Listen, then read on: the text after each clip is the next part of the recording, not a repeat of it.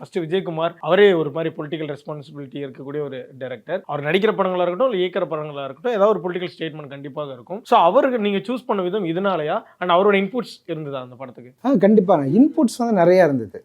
நிறைய இன்புட்ஸ் இருந்தது. அது அவர் வந்து சூஸ் பண்ணது வந்து நம்ம ஒரு ஸ்கிரிப்ட் நான் பொதுவாக தான் எழுதுறது. ஹீரோவுக்கு அப்படின்னுங்கிற மாதிரி நான் எழுதலை. நான் வந்து கதை களம் வந்து நம்ம புதுசாக இருக்கணும். அதில் நிறைய விஷயங்களை நம்ம வந்து சொல்லணும். எல்லாருமே அப்படி தான் நினைப்பாங்க. எல்லா கிரியேட்டரும் அப்படி தான் நினைப்பாங்க. அப்படிதான் நான் ஸ்கிரிப்ட் ஃபுல்லாக இது பண்ணி முடிச்சிட்டேன். பவுண்டட். அப்போ கொரோனா முடிஞ்சா அந்த டைமில் அப்போ தான் சூரரை போட்டுற படம் வந்தது. அப்போ வசனம் வந்து விஜயகுமார் அப்படின்னு வந்தது. அப்போ தான் எனக்கு ஸ்ட்ரைக் ஆச்சு. ஆகா, இவர் நம்ம ஒரு எழுதியிருக்கிறது ஒரு அரசியல் கதை. ஸோ அந்த அரசியல் கதைக்கு வந்து கண்டிப்பாக அரசியல் புரிதல் உள்ள ஒருத்தர் இருந்தால் மட்டும்தான் அதை வந்து ஓகே பண்ணுவாங்க. இல்லைன்னா அவங்க வேற மாதிரியான ஜானர் ஆஃப் மூவியை வந்து அவங்க பண்ணுவாங்க. அது அவங்களோட கால். பட் இவர் வந்து கரெக்டாக ஆப்டா இருக்கும் அப்படின்னு நான் நினச்சி அப்புறம் கால் பண்ணேன். அவர் படிச்சுட்டு பண்ணலாம் அப்படின்னு சொன்னார்.